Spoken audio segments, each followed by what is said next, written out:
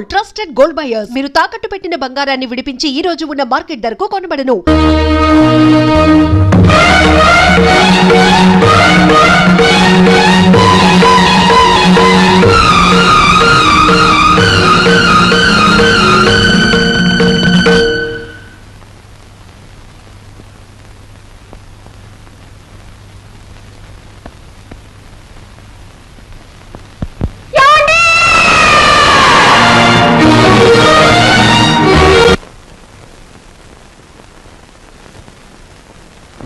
ओम सुमुखादर महावोम एकदंतादर महावोम कपिलादर महावोम गतकर्णकादर महावोम लंबोदरादर महावोम विगतादर महावोम विघ्नराजादर महावोम धूमकेतवेन महावोम गणाध्यक्षादर महावोम बालचंद्रादर महावोम शूर्पकर्णादर महावोम हेरंबादर महावोम स्कंदपूर्वदादर महावोम महागणपतये नमः।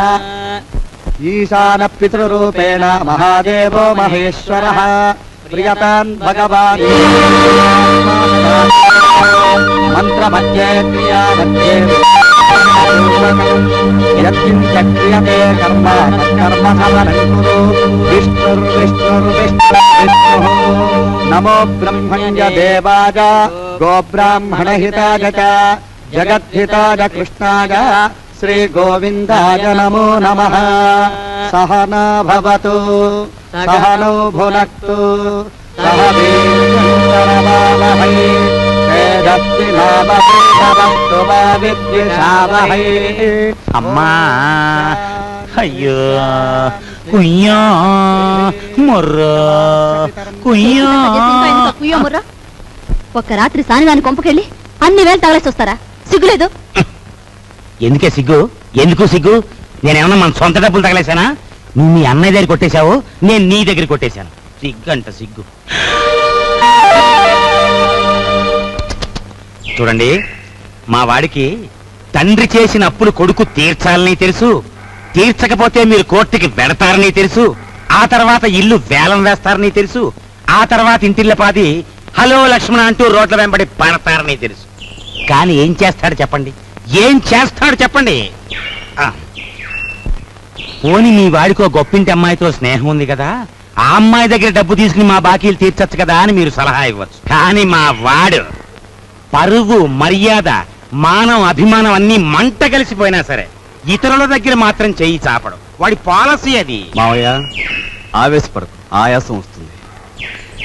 వచ్చినా సరేరా, నేను నీ మావయ్యని మంచివాడిని కనుక నీ ఫ్యామిలీ పొజిషన్ ఏమిటో వీళ్ళకి దాపరికం లేకుండా చెప్పి దయదల్చండి మహాప్రభు అని ఈ గాడిదల్ని ప్రాధేయపడుతున్నాను. అదే ఈ పెద్ద మనుషుల్ని ప్రాధేయపడుతున్నాను. మా గురించి నువ్వెవరి కాళ్ళు పట్టుకుని అవసరం లేదు. మా నాన్నగారు చేసిన అప్పులన్నీ వడ్డీతో సహా 15 రోజులు తీరుస్తాను. తీర్చలేని పక్షంలో నన్ను నడివీధిలో నిలబెట్టమను. అందుకు నేను సిద్ధమే. అంతకంటే ఇంకా ఏం కావాలి భయ్యా? ఇన్ని నాళ్ళు ఆగిన వాళ్ళం ఇంకా 15 రోజులు ఆగలేమా? 15 రోజుల తర్వాతే వస్తాం. లేవండి భయ్యా, పోదాం.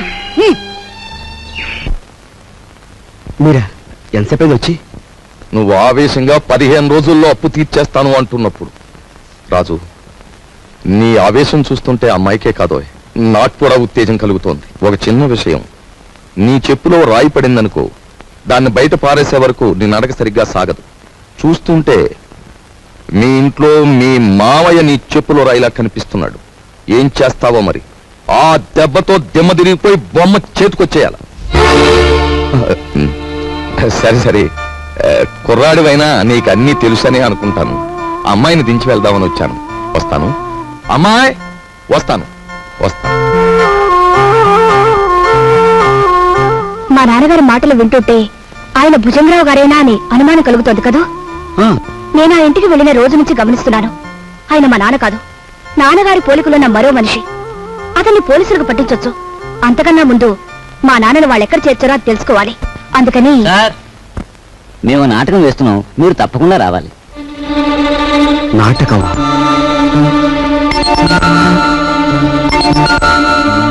మీరెందుకు వచ్చారు? ఎవరు రమ్మన్నారు? నా జ్ఞాపక శక్తినే పరీక్ష చేస్తున్నారా?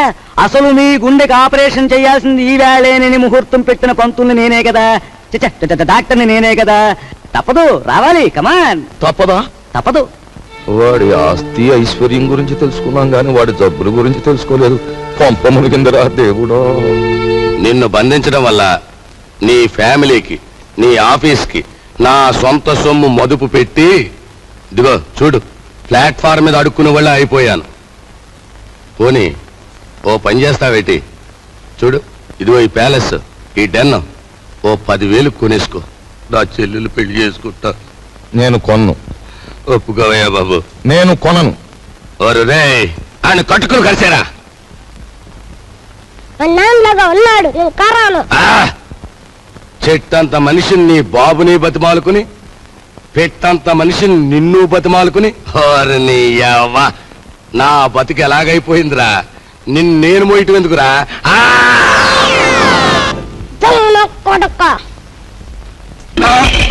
అమ్మ కొంట నా కొడుక, నన్నే కలిసేస్తావరా?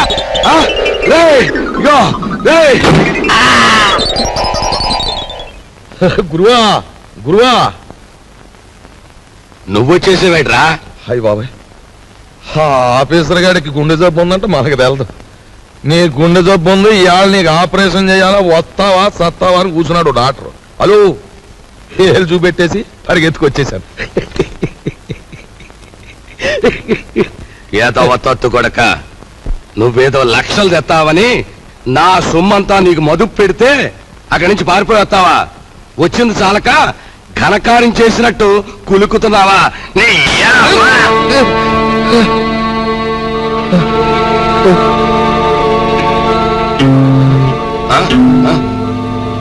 ఒరేయ్,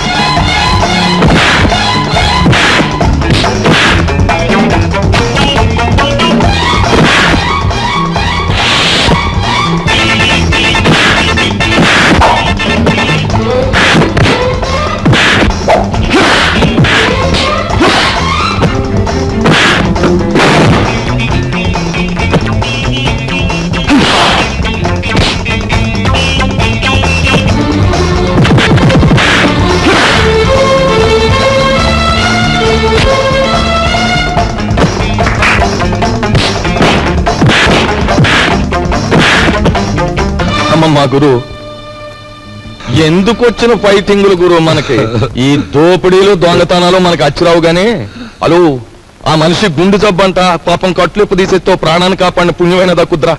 తీసేద్దాం. మరి నా చెల్లెలు పెళ్ళి చేసేద్దాం. అయ్యా, తమరు మమ్మల్ని అర్జెంటుగా క్షమించేసి వెంటనే హాస్పిటల్కి వెళ్ళి గుండె ఆపరేషన్ చేయించుకోకపోతే ప్రాణాలు పోతాయి. నాకే జబ్బు లేదయ్యా, ఐఎమ్ ఆల్ రైట్. బాబు, మీ డబ్బు అప్పన్నంగా కాజేద్దామని మిమ్మల్ని బంధించాం గాని మీ ప్రాణాలు తీయడానికి మేము కషాయోళం కాదు బాబు. మాకు పిల్ల పాప ఉన్నారు. వృత్తిరీత్యా మీరెవరైనప్పటికీ మీలో గొప్ప మానవత్వాన్ని చూస్తున్నాను.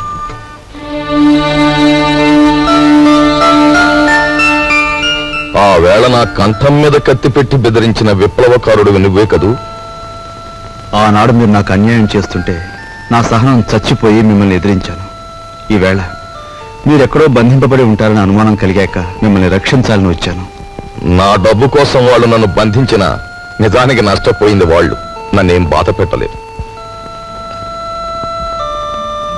అన్నట్టు నువ్వు సింపుల్ గా చెప్పాలంటే ఆయన మరెవరో కాదండి, మన అల్లుడు గారే.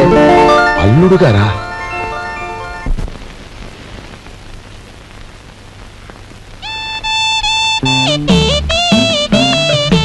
అరే, మీ నాన్నగారు పోయాక నువ్వు మీసం ఉన్న మగాడివైపోయావే. అన్నట్టు మీ ఇంట్లో డబ్బు పోయిందని విన్నాను.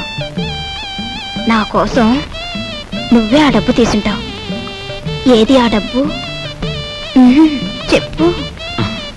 ఆ డబ్బు నీకిద్దామని తీశాను. ఆ రాత్రి మరెవరో నా దగ్గర నుంచి కాజేశారు. ఒక ప్రాణాన్ని నిలబెట్టడానికి నేను వ్యభిచారం చేస్తే నువ్వు వ్యభిచారం కోసం ఒక ప్రాణం తీసేశావు.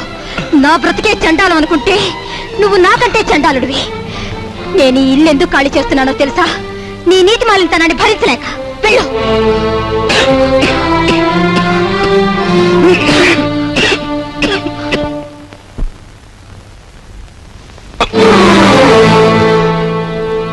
ఎక్కడికి వెళ్ళావు?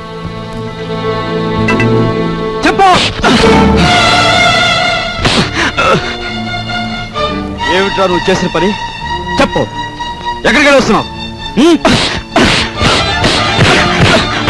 చెప్పు. ఏమిట్రా నువ్వు చేసిన పని?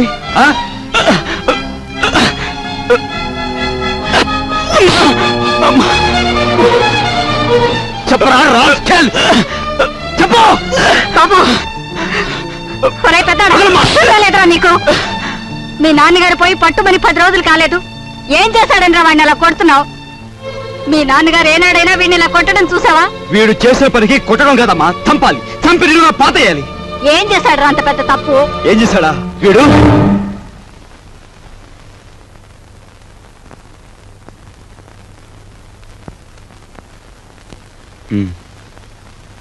బాబు, వీడిని తమ్ముడురా. తప్పు చేస్తే శిక్షించాల్సిందే. కాకపోతే ఆ సమయంలో వీడిని తమ్ముడని మాత్రం గుర్తుంచుకుంటే చాలు. పత్రా.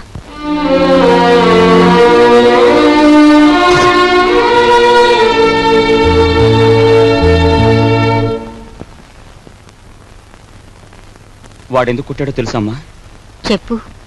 పక్కన కాబోయే పెళ్ళం ఉంది కదా, ఆవిడ ముందు గొప్పలు చూపించుకోవడానికి.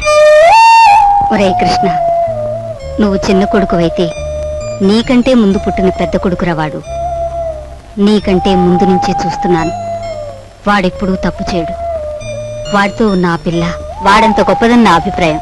ఏం జరిగిందో తెలుసా అని. వాడు నిన్ను చూసి వణికిపోయినప్పుడు నీ గురించి ఏ దుర్వార్త వినవలసి వస్తుందో అని భయపడ్డాను.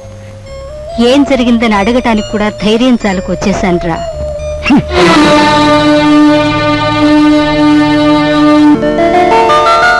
ఈమె నా చెల్లెలు ఇల్లు వదిలి వచ్చేసింది. మీ సేవా సాధనలో ఉందేమో. సారీ, ఇలాంటి అమ్మాయి ఎవరూ లేరు. వస్తానండి.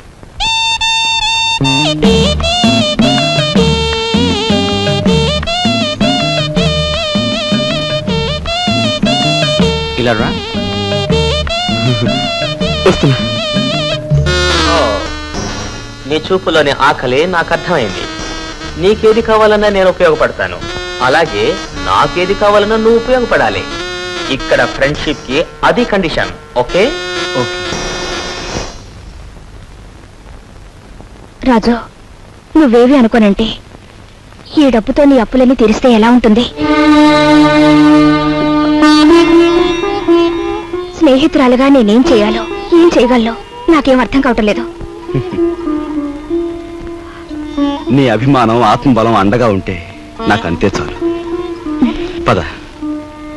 మంచి తరుణం మించిపోవును, ఆలసించిన ఆశాభంగం. 8 రోజులు సైకిల్ తొక్కిన వారికి 8,000 రూపాయలు బహుమానం.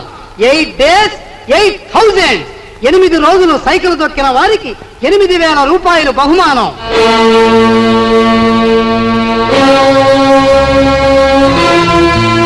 రాజు, అప్పులు తీర్చడానికి నువ్వు సైకిల్ తొక్కుతున్నావట. మనలాంటి కుటుంబాల్లో పుట్టి ఇలాంటి పనులు చేస్తే ఎంత పరువు తక్కువగా ఉంటుందో ఆలోచించు. నేను చాటుగానో సన్నాసి బుద్ధితోనో దొంగతనం చేస్తున్నాను అనుకో, లేదా కన్నవాళ్ళనే వెన్నుపోడు పొడుస్తున్నాను అనుకో, లేదా అప్పుల చేత పంచాయతీ జరిపించాను అనుకో, అప్పుడు నేను 10 మంది చేత చీ అనిపించుకునేవాడిని అవుతాను. ఏమిటా నువ్వు మాట్లాడేది? మొన్నటికి మొన్న కుమ్మరాడి దగ్గర కూలిపిని కొప్పుకొని ఏంటి పరువు మీద పెద్ద బండ పడేస్తావు. ఇవాళ మీ నాన్న చచ్చిపోయాక. ఆగు, ఇప్పుడు నువ్వేమిటి మాట్లాడింది? మా నాన్న చచ్చిపోయాడా? ఆ మాట నువ్వంటున్నావా? నువ్వు ఏమిట్రాది ఆవిడ అలా రెట్టిస్తున్నావు? మరి చూడమ్మా, నాయనమ్మా నాన్న చచ్చిపోయాడు అంటుంది, అత్తయ్య అంటుంది. అసలు అసలు నాన్న చచ్చిపోవడం ఏంటమ్మా? Non sense. నాన్న చచ్చిపోలేదు. నాన్న చచ్చిపోలేదు. మనందరం కలిసి ఆయన చంపేశాం. అవునమ్మా, నిర్దాక్షిణ్యంగా కాలు రాసి చంపేశాం. కొండంత మనిషిని చాదస్తుతో కొందరు, స్వార్థంతో కొందరు, ఇలా అందరూ కలిసి ఆయన చంపేశాం. ఏ చంపలేదా? ఒక్కసారి మీరందరూ గుండెల మీద చేతులు వేసుకుని ఆలోచించండి. ఆయన జీతం నెలకు 500 రూపాయలు, కేవలం 500 రూపాయలు. తాహతకు మించిన కోరికలు కోరి మనందరం కలిసి ఆయన చంపేశాం. He was successfully murdered by all his family members. నోరుంది కదా అని తప్పులు పడుతున్నారు. నేను చేస్తున్న ఈ పనిలో ఓ పవిత్రమైన ఆశయం ఉందే తప్ప ఇదేం పరువు పోయే పని కాదని నాకు బాగా తెలుసు. మీరు ఒప్పుకున్నా ఒప్పుకోకపోయినా ఈ పని నేను చేసి తీరు.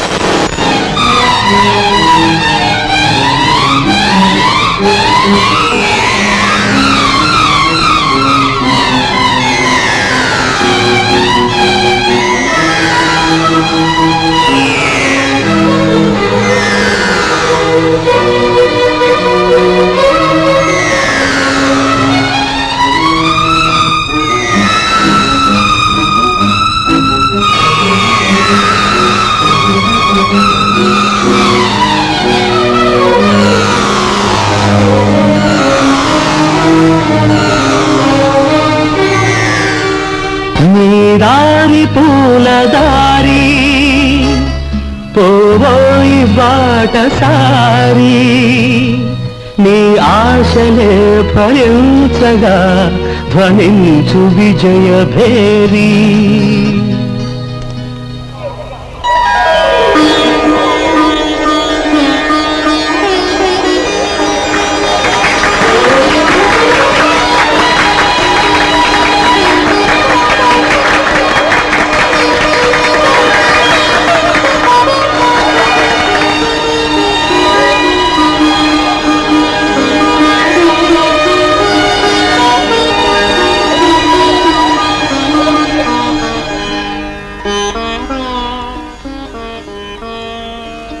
ఇవాళ నీ కొడుకు ప్రయోజకుడైనందుకు ఇప్పుడు నువ్వు ఉంటే ఎంత ఆనందించబడివిరా.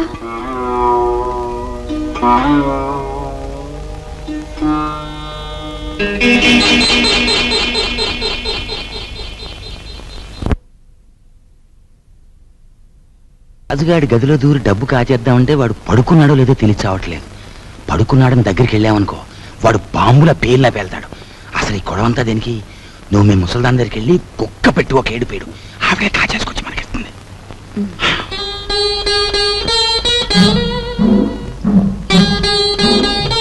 రాజు సైకిల్ దుక్కి సంపాదించిన డబ్బుతో ముందు అప్పులు తీరుస్తానంటున్నాడు.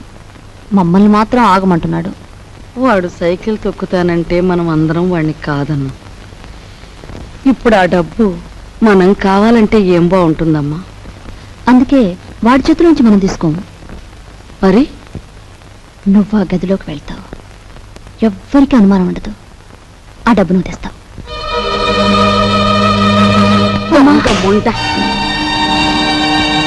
వాడు పగలనక రాత్రనక కష్టపడి రక్తం ఓడ్చి సంపాదించిన డబ్బు దొంగిలించమంటావా? ఆలోచిస్తే నాకు ఇప్పుడు అర్థమవుతుంది. నా కొడుకు డబ్బు కూడా నువ్వే కాజేశావు. వాళ్ళు నువ్వే చంపేశావు.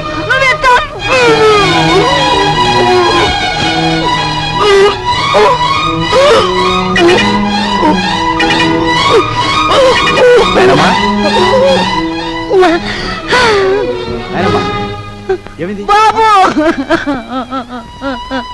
ఏమైందమ్మా? ఎందుకు కేకలు పెట్టావు? నాయనమ్మా ఏమైందమ్మా?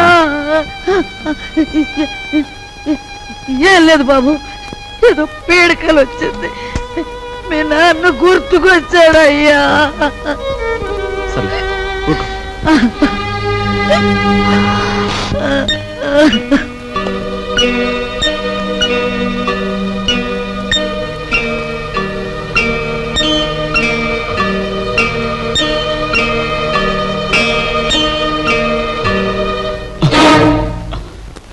ఏమిట్రా లోపల నుంచి వస్తున్నా? ఏమిటి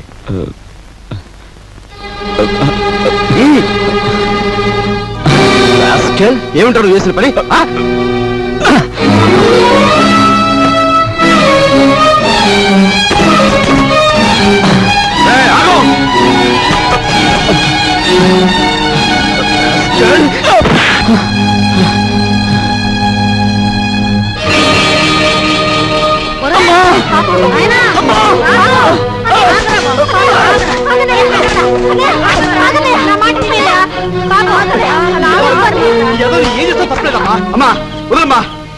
మీరు కూడా బా.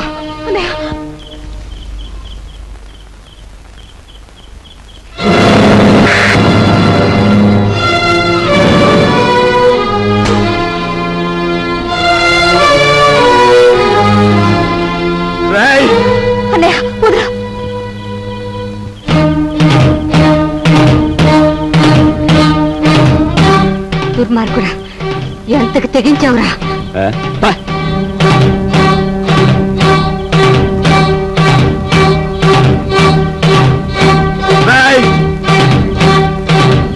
తప్పు చేస్తే శిక్షించాల్సిందే. కాకపోతే ఆ సమయంలో వీడిని తమ్ముడని మాత్రం గుర్తుంచుకుంటే చాలు. తమ్ముడు ఎవడ్రా నీకు తమ్ముడు? ఒక సిగరెట్ వెలిగించినంతసేపు లేదు నీ పెద్దరికం, ఒక దమ్ము లాగినంతసేపు లేదు నీ పెద్దరికం. అందుకోసం నువ్వు ఎగిరిపడిన అవసరం లేదు. ఏమిటి నీ గొప్ప? నాన్న చచ్చిపోయి 4 రోజులు కాలేదు, రకరకాలుగా అధికారం చలాయించాలని చూస్తున్నావు. నీ పెద్దరికం నాకు అక్కర్లేదు. సచ్చినాడా ముసలిముండా. ఐఎమ్ సారీ, నీకు మర్యాద ఇవ్వాలి కదూ. చూడు మిస్టర్, నీకు ఎవరి పెద్దరికం అక్కర్లేదనుకుంటే ఈ ఇంట్లో నుంచి తక్షణం బయటకు వెళ్ళిపోవచ్చు. నేను ఇంట్లోంచి వెళ్ళిపోవాల్సి వస్తే ఏం జరుగుతుందో తెలుసా? నువ్వు ఈ ఇంట్లో ఉండాలంటే ఏం చేయాలో తెలుసా? తెలుసు. నిన్ను అన్నా అని గుర్తించాలి, నువ్వు తంతే పడుండాలి. అంతేకాదు, దున్నపోతులా తింటూ కూర్చోకూడదు. కాయ కష్టం చేసినా సరే సంపాదించాలి, అప్పుడే నీకు తిండి. ఓహో, సంసారం సవ్యంగా సాగాలంటే ఇంట్లో అందరూ కష్టపడాలి, అలాగే ఇంటి పరువు కాపాడాలంటే అందరూ కలిసి ఉండాలి కదూ.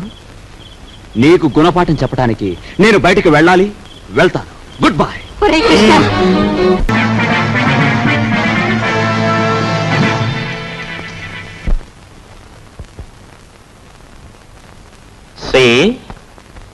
నువ్వు కళలు కంటూ ఊహల్లో తేలకు. Go and enjoy. Come on.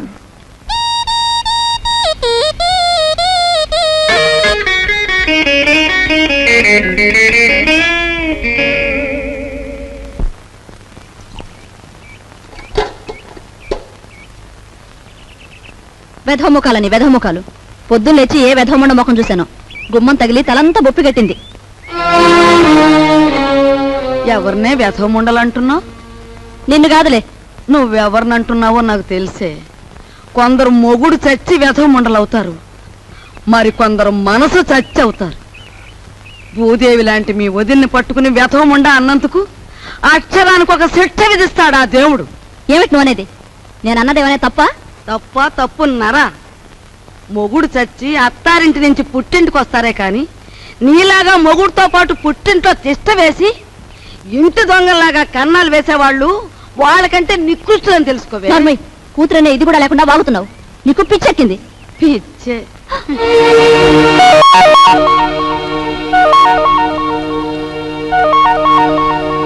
రా అమ్మా రా, సమయానికి వచ్చావు. చూసావా అమ్మా, దేవుళ్ళంటే నా బిడ్డను మింగింది కాకుండా అది ఎన్ని మాటలు అంటుందో. ఇవి చేతులు కావనుకో అమ్మా, నీకు అన్ని భోగాలు ఉండి కూడా మా ఇంటికొచ్చి ఎన్నో మా కష్టాలు చూసిందానివి. నువ్వే ఏదైనా ఉపాయం ఆలోచించి ఈ గాది కింద పందికొక్కుల్ని విరగడిచేయి తల్లి. మీరేం బాధపడకండి మామగారు, నేను మీ మనవడు కలిసి ఆలోచించాం. నాకు చిన్నప్పటి నుంచి లక్షాధికారులతో మాట్లాడటం అంటే చెడ్డ సరదా అండి. మీ అంతటా మీరే పిలిపించేసరికి నేను కూడా ఓ లక్షాధికారిని అయిపోయిన ఫీలింగ్ వచ్చేసిందండి. ఏం లేదు, మా జయ లక్షల్లో పుట్టి లక్షల్లో పెరిగింది. కూర్చోండి. అదృష్టవంతురాలు, తొందరగా రా. ఆ అదృష్టానికి వారసురాలుగా మాత్రం ప్రవర్తించడం లేదు. ఆ ఇంట్లో 4 రోజులుండి ఇక్కడికొచ్చినా ఆహగూటి పలుకే పలుకుతోంది. నిజానికి ఆ ఇంట్లో డబ్బు యొక్క విలువ తెలిసింది మీ ఇద్దరికేనన్న అభిప్రాయం. అంచేత మీరిద్దరూ ఇక్కడే 4 రోజుల పాటు ఉండి మా జైకి డబ్బు యొక్క విలువేమిటో కాస్త తెలియజెప్పండి. మీ ఇంట్లో సెటిల్ అయిపోయి మీ అమ్మాయికి డబ్బు గురించి చెప్పడం అంటే కాశ్మీర్లో పుట్టి పెరిగిన వాడికి ఐస్ మొక్కల గురించి చెప్పినట్టు ఉంటుందండి. సరే, మమ్మల్ని ఎప్పటి నుంచి రమ్మంటారో చెప్పేయండి. ఈవేళే వచ్చేస్తే చాలా సంతోషిస్తాను.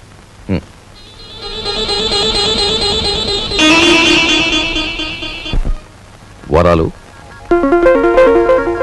నువ్వు నా ఇల్లు దోచుకోవడానికి వచ్చిన నీ మంచితనం వల్ల నాకు ఆత్మీయుడవయ్యావు. ఇప్పుడు ఇంట్లో సంసారాల్ని కూల్చేసే నీచులైన ఇద్దరు దొంగల్ని ప్రవేశపెట్టాను. నువ్వెలాగైనా వాళ్ళని ఇనపెట్టి కట్టేసి నువ్వెన్ని బాధలు పడ్డావో అన్ని వాళ్లకు రుచి చూపించి వాళ్ళకు బుద్ధొచ్చి లెంపలేసు పారిపోయేలా చెయ్యాలి. ఏం చేస్తావు? మరి ఆర్డర్ అయ్యాలే గాని వాళ్ళిద్దరికి దెమ్మ తిరిగిపోయి బొమ్మ కనిపించేలా చేసేస్తాను. నేను ఇల్లు వదిలిపెట్టి వచ్చేశాను. మొన్న 8 రోజులు సైకిల్ తొక్కి డబ్బు సంపాదించిన దగ్గర నుంచి మా అన్నయ్య ఎలక్షన్లో గెలిచిన ఎన్టీ రామారావు అనుకుంటున్నాడు. అభిమానంతో అందరూ ఎన్టీఆర్ ని అన్నా అని పిలుస్తుంటే వీడు మా మీద అధికారం చలాయించి అన్నా అనిపించుకోవాలని చూస్తున్నాడు. ఏంటి మీ అన్నేను అన్నా అనాలా? అందాం. మీ తమ్ముడు అలా గాలిగా తిరుగుతుంటే చూస్తూ ఊరుకుంటారే? సంసారాల్లో కొత్తగా పెత్తనానికి వచ్చిన ప్రతి అన్నకు వచ్చే ఇబ్బంది ఇదే. నిన్న మొన్నటి వరకు ఏరా అన్నయ్య అని పిలిచేవాడు. ఈవేళ నా భావాలకు కట్టుబడి ఉండాలనేసరికి వాడి కొంచెం కష్టంగా ఉంది. ఓ ఇదేమిటి, నీ అన్నయ్య మెడలో వేస్తానన్న దండని నీ మెడలోనే వేసుకొచ్చావే? మన తడాకాకి తట్టుకోలేక వాడే నా మెడలో దండ వేయించాడు గురు. ఎలా ఉంది మన ప్రోగ్రెస్? ఏడ్చినట్టుంది. నీ ఎక్స్ పార్టీ వాడు నీ దండను తీసి నీ మెడలోనే వేశాడంటే నీ చెప్పుతో నిన్నే కొట్టినట్టు ఫూల్. ఈ ఆస్తంతా చూస్తుంటే నీకేమనిపిస్తుంది? ఏమనిపిస్తుంది? ఇన్నాళ్ళు మీ ఇంట్లో మంచానికి పట్టిన నల్లుల్లా పడున్నాం. దాని బదులు ఇంటి గోడలకి బల్లుల్లా అతుక్కుపోతే ఎంత బాగుండేదో. అప్పుడు ఎలా ఉన్నా ఇప్పుడు ఈ బంగారు పంత్రంలోకి వచ్చేసాంగా. ఏమండి, ఇక్కడున్న ఒక్కొక్క వస్తువు మెల్లగా మన ఇంటికి చేరిస్తే ఎంత బాగుంటుందో.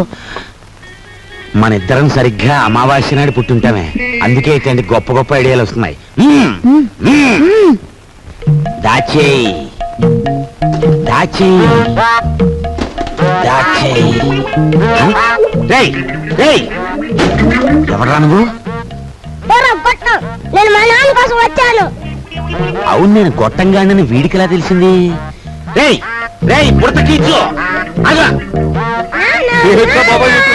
పెట్టరా, నువ్వు ఇక్కడికి వస్తే నా పేరు వరాలని భుజంగరావు కాదని అందరికీ తెలిసిపోద్ది. మరప్పుడు చిల్లరలాగా వస్తుంది. ఇదిగో బాబా, ఇదిగో ఈ డబ్బులు తీసుకుని నువ్వు వెళ్ళు వెళ్ళు. డూప్లికేట్ భుజంగరావు గారికి నమస్కారం. డూప్లికేట్ భుజంగరావు ఏమిటి? Non sense. డోంట్ టాక్ అంటే డోంట్ టాక్. తారు డబ్బాలో ముంచిన కుక్క పిల్లలా ఉన్న ఈ కర్రి నా కొడుకు నీ కొడుకు, అవునా కాదా? ఈ ఇనపెట్లో ఉన్న డబ్బంతా కాజేయాలని వచ్చావు, అవునా కాదా? మీరు విన్నది నిజమే. ఏదో పిల్లలు గలవండి, కావాలంటే ఓ ఆనావాట ఇచ్చుకుంటాను. ఆనావాటనా? కొట్టానంటే కొత్తిమీర చట్నీ అయిపోతుంది నీ మోఖం. హలో, నన్ను ఇక్కడికి పంపించిన మా బాసు నాకు ₹10 వాటా ఇస్తా అన్నాడు. కావాలంటే నా వాటాలో 50-50 పావల వాటా ఇచ్చేస్తాను.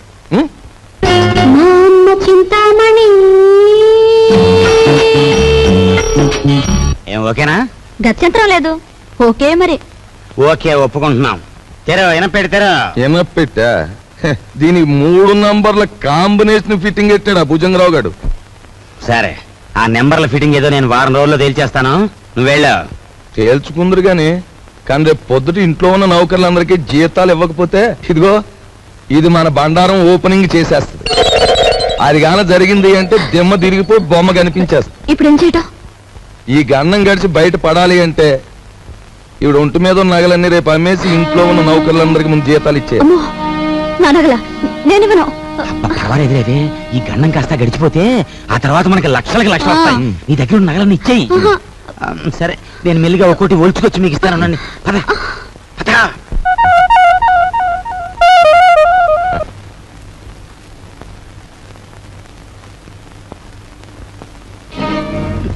నిన్న తాటాకులు కట్టావు, ఇప్పుడురా చూద్దాం.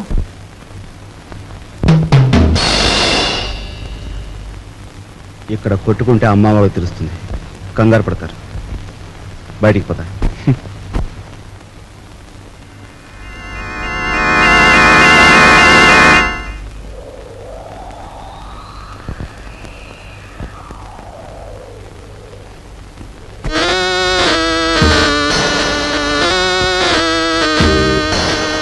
హీఈస్ జానీ జింజర్, మా బాస్ లాంటి వాడు. He's my brother. సారీ. అన్న, అక్క, తమ్ముడు ఇలాంటి వరుసలంటే నాకు అసహ్యం. మనని కట్టిపడేసేందుకు పెట్టుకున్న వరుసలు. అన్న, అక్క, తమ్ముడు ఇలాంటి వరుసలంటే నాకు అసహ్యం. మనని కట్టిపడేసేందుకు పెట్టుకున్న వరుసలు. He is mister Raj, Raviraj. Hello.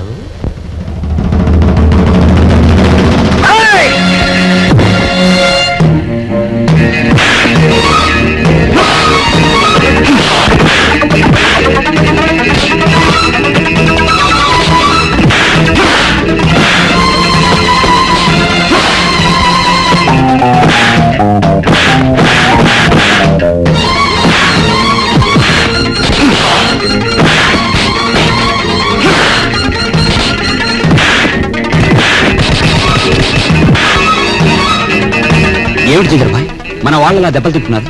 కొట్టి రావడానికి కాదు, వాళ్ళని పంపించింది అతనికి సాలి రావడానికి.